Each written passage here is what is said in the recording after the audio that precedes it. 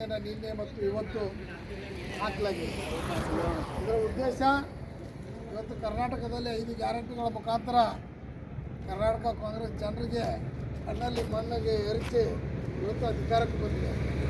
ಅಧಿಕಾರಕ್ಕೆ ಬಂದ ಮೇಲೆ ಆ 5 ಯೋಜನೆಗಳನ್ನು ಇವತ್ತು ಸನ್ಮಾನ್ಯ ಸಿದ್ದರಾಮಯ್ಯವರು ಇವತ್ತು ಬಜೆಟ್ ಮಂಡನೆ 16ನೇ ಬಜೆಟನ್ನು ಮಂಡನೆ ಮಾಡ್ತಾರೆ.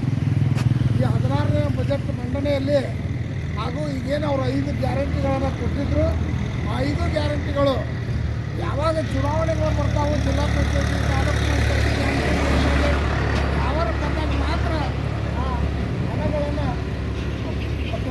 ಆ ಹಣಗಳನ್ನು ಬಿಡುಗಡೆ ಮಾಡಿ ಜನರಿಗೆ ಮೋಸ ಮಾಡ್ತಕ್ಕಂಥದ್ದನ್ನು ನಾವು ನೋಡಿದ್ದೇವೆ. ಇವತ್ತು ಮನೆಗಳಲ್ಲೇ ಜಗಳ ಹಚ್ಚಿದ್ದಾರೆ. ಅತ್ತಿಗೆ ಸ್ವಚ್ಛಗೆ ಜಗಳ ಹಚ್ಚಿದ್ದು 2,000 ರೂಪಾಯಿ ಕೊಡ್ತಾರೆ ಅಂತೇಳಿ ಇವತ್ತು ಆ 2,000 ಹೆಸರಿನಲ್ಲಿ ಸಾರಾಯಿ ದರ ಹೆಚ್ಚಿಗೆ ಮಾಡಿದರು. ಇವತ್ತು ನಮ್ಮ ಮಾರಾಟ ಭೂಮಿ ಖರೀದಿ ದರ ಹೆಚ್ಚಿಗೆ ಮಾಡಿದರು. ಎಲ್ಲ ಬಸ್ ದರ ಹೆಚ್ಚಿಗೆ ಮಾಡಿದರು.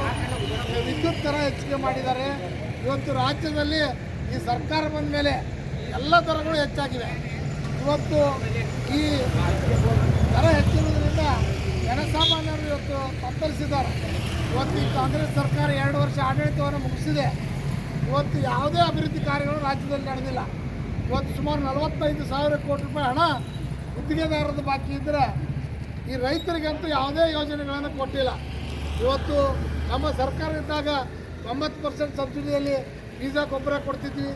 ರೈತರಿಗೆ ಬೆಲೆಗಳನ್ನು ನಿಗದಿಪಡಿಸಿ ಏನೋ ಎಮರ್ಜೆನ್ಸಿ ಬಂದರೆ ಉಳ್ಳಾಗಡ್ಡಿ ಖರೀದಿ ಇರ್ಬೋದು, ಗೋವಿನ ಜೋಳ ಖರೀದಿ ಇರ್ಬೋದು, ಭತ್ತ ಖರೀದಿ ಇರ್ಬೋದು, ಇವೆಲ್ಲ ಮಾಡಿ ಹಣ ಬಿಡುಗಡೆ ಮಾಡ್ತಿದ್ವಿ. ಇವತ್ತು ಈ ಸರ್ಕಾರದಲ್ಲಿ ಎಲ್ಲಿ ಹೋದರೂ ಹಣ ನೋಡಿಲ್ಲ. ಸರ್ಕಾರಿ ನೌಕರರಿಗೆ ಪಗಾರ ಕೊಡಲಾರ್ದಂಥ ಸ್ಥಿತಿಗೆ ಬಂದಿದ್ದಾರೆ ಇವರು. ಇವತ್ತು ದಿವಾಳಿ ಎದ್ದಿದೆ ಸರ್ಕಾರ. ಈ ಸರ್ಕಾರ ಕಿತ್ತೋಗಿವರೆಗೆ ನಾವು ಹೋರಾಟವನ್ನು ಮಾಡಬೇಕಾಗ್ತೈತಿ. ಯಾಕಂದರೆ ಇವತ್ತು ಈ ಸರ್ಕಾರಕ್ಕೆ ಇನ್ನೇನೂ ಇಲ್ಲ, ಮೂಗು ಇಲ್ಲ.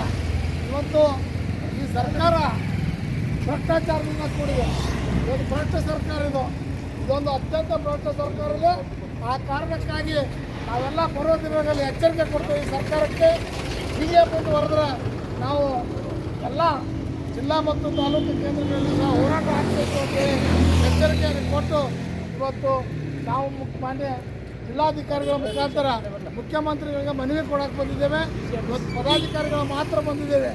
ಇನ್ನೂ ಮತ್ತು ಕಾರ್ಯಕರ್ತರು ಜನ ಈ ಸರ್ಕಾರದ ವಿರುದ್ಧ ಹೊಚ್ಚಿಗೆಂದರೆ ಇನ್ನೂ ಹೆಚ್ಚು ಹೋರಾಟಗಳನ್ನು ಹಾಕಿಕೊಳ್ಳುವಂಥ ಎಚ್ಚರಿಕೆಯನ್ನು ಸರ್ಕಾರಕ್ಕೆ ಈ ಸಂದರ್ಭದಲ್ಲಿ ಮಾಡಲಾಗಿದೆ.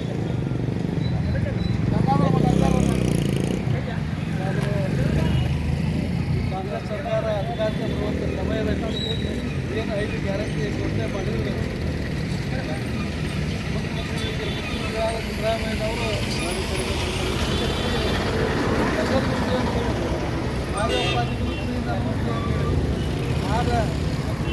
ಬಿಲ್ ನೋಡಿದಂಥ ಸಂದರ್ಭದೊಳಗೆ 2,200 500 ಬರುವಂಥ ಅವೈಜ್ಞಾನಿಕವಾಗಿ ಇವತ್ತೇನು ಬಿಲ್ ನೋಡಿದಾಗ ಮುಚ್ಚುವಂಥ ಸಂದರ್ಭ 100 ರೂಪಾಯಿ ಏರಿಸಿ ಇವತ್ತು ಯಾವುದೇ ಉದ್ಯೋಗಕ್ಕೆ ಫ್ಯಾಕ್ಟ್ರಿ ಬಂದಾಗುವಂಥ ವ್ಯವಸ್ಥೆ ನಿರ್ಮಾಣ ಆಗಿದೆ.